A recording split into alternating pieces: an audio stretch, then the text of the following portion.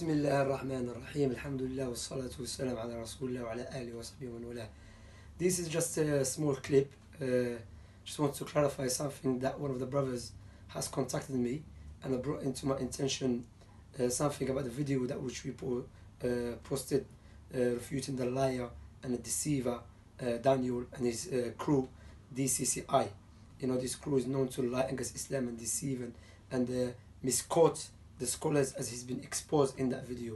However, Allah subhanahu wa ta'ala ordered us and commanded us, and this is what shows people the virtues of Islam, that even if people you don't like, people that are waging a war against you, physically or spiritually or intellectually, yet you have to be good to them. Allah mentioned that clearly in the Quran. Okay, so he mentioned something about the verse in Surah Al-Baqarah, that Ibn Kathir said something in Surah Al-Baqarah, which when we gave him the translation of Darus Salam, he couldn't find it. So the brother told me, the guy still misquotes Ibn Kathir and he lied against Ibn Kathir. However, something which he said was true. But in that print which you had, Darus Salam translation, it was summarized translation. So the bit he mentioned was not there. But if you go to the Arabic tafsir, it is there, but he still lied and misquoted. So we have to understand that, because as we have noticed when I was speaking to him, he always tried to digress from the main point. So that's the first point I want to focus on, that he still misquoted Ibn Kathir. This tafsir Ibn Kathir, I have it in the Arabic language. So he left it clearly, but still you have to remember that Surah Ali Imran, when I was giving him a time, you know, even one guy, a brother sent me a short screenshot of a comment section. One guy, he said we should bring him a tea and a biscuit. It's true. He was about to read the whole Surah Ali Imran, and he claimed stuff in Surah Ali Imran which is not there. I checked in the Arabic language, is not there what he claimed about the jihad, abrogated verses. Even in the same video, I told him, yes, I know some scholars mentioned that, but we clarified that point, the point of some scholars saying that verse was abrogated. Not the verse from Mumtahina, because that's why he claimed. He's talking about the verse like Ikrah fi din. So this is the tafsir Ibn Kathir. My brothers and my sisters, I bless you all, even those Christians out there watching who are sincerely seeking the truth. That is tafsir Ibn Kathir in Arabic language.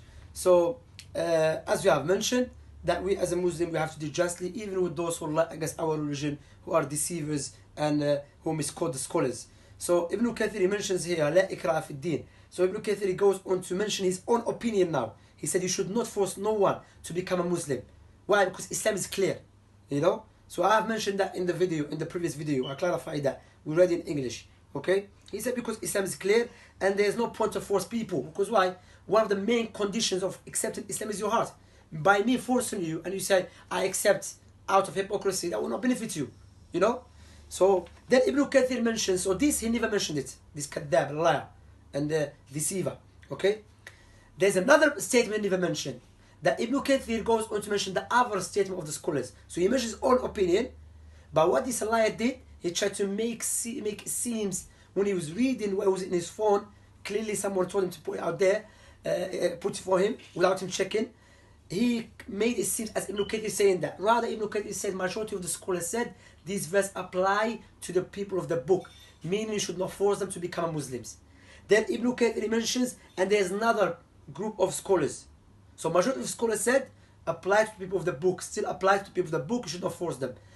Other scholars mentioned that, no, this verse was abrogated with the verse of fighting, okay? So what they do, they leave the majority of scholars what they said, the clear-cut opinion proves, and they go to some scholars' opinions and try to hide behind it.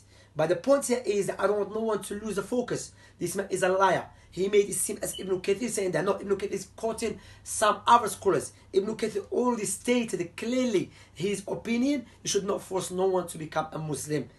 Now, some scholars mentioned yes, they have to fight them. If they don't accept Islam, they have to pay jizya. Okay, so that opinion is incorrect. So the verse was not abrogated. Ibn Taymiyyah mentioned that, Abdurrahman al-Sa'di mentioned that, At-Tabari mentioned that, many scholars mentioned it. Rather, Ibn Kathir himself, which is this lie, keep lying against him, concerning the verse when Allah said, Allah doesn't forbid you to deal justly and kindly with those who never fought against you because of your religion. He goes on to explain it. And he never said, no, this verse was abrogated, as this a liar again. So we, as a Muslim, we have to be just. That print which we had, the brother has corrected me or told me that is summarized. Na'am. But yet still, this man is a liar. Okay, he's a liar. He's an evil. Had an evil intention. Likewise, we gave him the book of Tafsir Ibn Kathir, the second volume, about claiming that in Surah Al-Imran stated that this verse is abrogated and you have to kill everyone and so on, or something similar to that. There was nothing there. A liar. And this is the way of the liars. Alhamdulillah. So he's and the reason I didn't want to speak to him, just to clarify something, last week, because a week before they made a video mocking Islam, mocking niqab, mocking the Muslim family. These people, they go very low.